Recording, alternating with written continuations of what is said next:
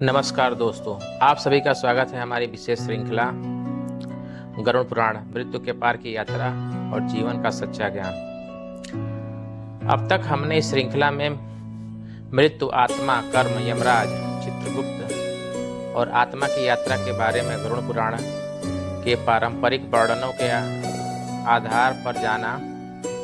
आज हम एक ऐसे विषय पर चर्चा करने जा रहे हैं जिसके बारे में समाज में अनेक धारणाएं, कहानियां और भय प्रचलित हैं। बहुत से लोग जानते हैं मृत्यु के बाद हर आत्मा भूत या प्रेत बन जाती है। कुछ लोग कहते हैं कि रात में महसूस होने वाली हर अनजानी घटना किसी प्रेत का संकेत है। तो क्या यह सच है? क्या गरुड़ पुराण वास्तव में ऐसा कहता है, या फिर हमने समय के साथ इन बातों को बढ़ा चढ़ाकर समझ लिया है? आज हम इसी रहस्य को गरुड़ पुराण के पारंपरिक वर्णनों के संदर्भ में समझने का प्रयास करेंगे। इस विषय को भय के रूप में नहीं बल्कि आध्यात्मिक शिक्षा के रूप में समझना अधिक उचित है। भगवान विष्णु और गरुड़ जी का प्रश्न। गरुड़ जी ने भगवान विष्णु से पूछा, हे प्रभु, यदि आत्मा अमर है तो प्रेत योनि क्या है? क्या हर मनुष्य मृत्यु के बाद प्रेत बन जाता है? भगवान विष्णु ने उत्तर दिया, हे गरुड़, ऐसा नहीं कि प्रत्येक आत्मा प्रेत बनती है। विभिन्न पारंपरिक वर्णनों में अलग अलग प्रकार की अव्यवस्थाओं का उल्लेख मिलता है। आत्मा की स्थिति उसके कर्मों, उसकी आसक्ति और उसकी आध्यात्मिक अव्यवस्था से जुड़ी बताई गई है। यह सबसे महत्वपूर्ण बात है। गरुड़ पुराण का उद्देश्य यह नहीं कि हर व्यक्ति मृत्यु के बाद प्रेत बन जाता है, बल्कि यह बताना है कि मनुष्य को ऐसा जीवन जीना चाहिए जिससे उसकी यात्रा शांत और शुभ मानी जाए।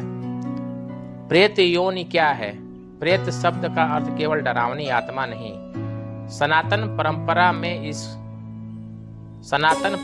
में इसे कुछ ग्रंथों में ऐसी अवस्था के रूप में भी समझाया गया है जहां आत्मा अपनी अगली यात्रा की ओर बढ़ रही है। विभिन्न परंपराओं में इसकी व्याख्या अलग अलग मिलती है। लोक कथाओं और फिल्मों में प्रेत को जिस रूप में दिखाया जाता है वह गरुड़ पुराण के आध्यात्मिक संदेश का पूरा चित्र नहीं।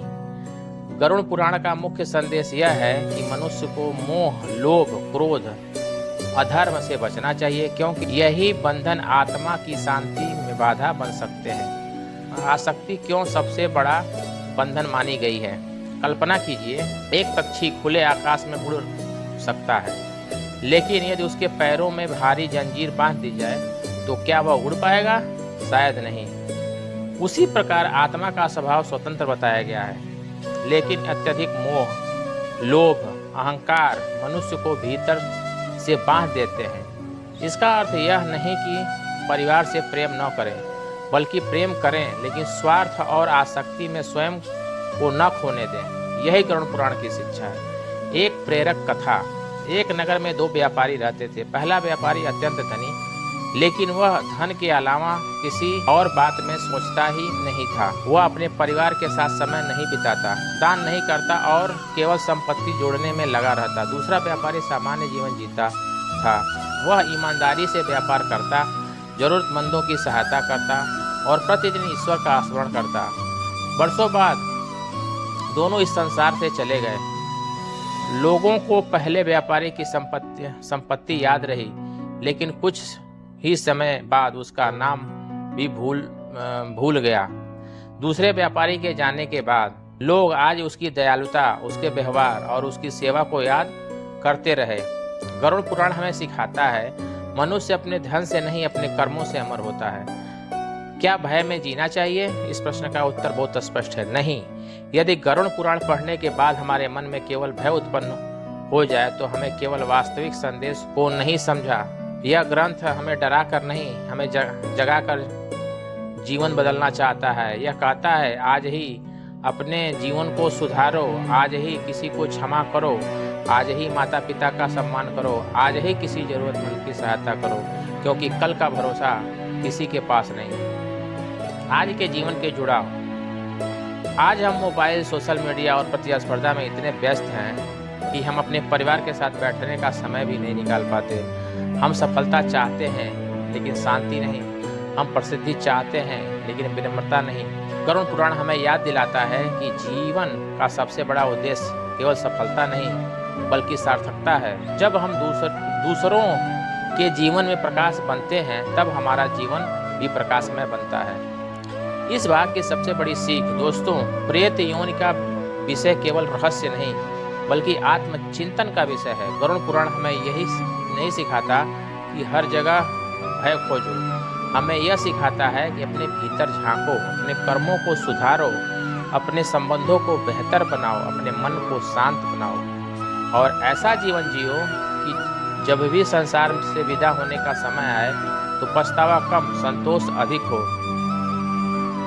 यही इस अध्याय का सबसे बड़ा संदेश है। अगर आपको गरुड़ पुराण से जुड़ी यह ज्ञानवर्धक कथा पसंद आई तो इसे अपने परिवार मित्रों के साथ अवश्य साझा करें ताकि सनातन धर्म का यह अमूल्य ज्ञान अधिक से अधिक लोगों तक पहुंच सके।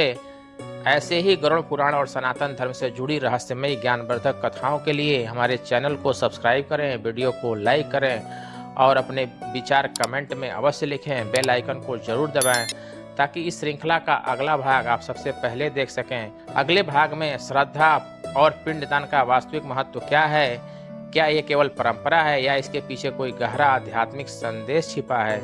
गरुड़ पुराण के पारंपरिक वर्णनों के आधार पर हम इस विषय को विस्तार से समझेंगे। तब तक के लिए हर हर महादेव, हर हर महादेव, हर हर महादेव। जय श्री राम, जय श्री राम, जय श्री राम।